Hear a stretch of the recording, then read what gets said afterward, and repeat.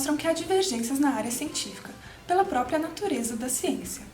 Um pesquisador neerlandês, Dr. Meulpool, publicou esta semana na revista Impulsion um artigo sobre suas recentes descobertas na área de evolução.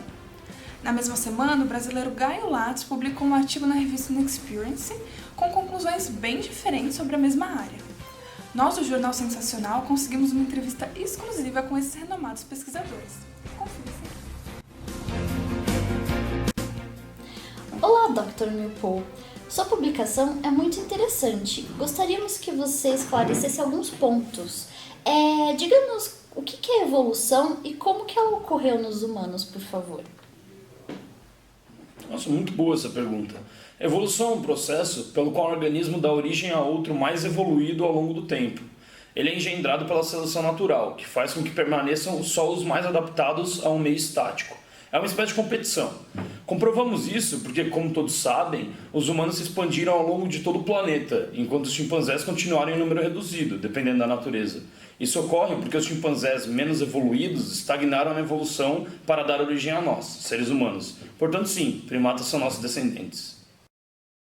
Boa tarde, Dr. Gaio Lattes. Soubemos da sua recente publicação na revista Inexperience e ficamos muito interessados sobre a sua visão da evolução. Você poderia comentar um pouco?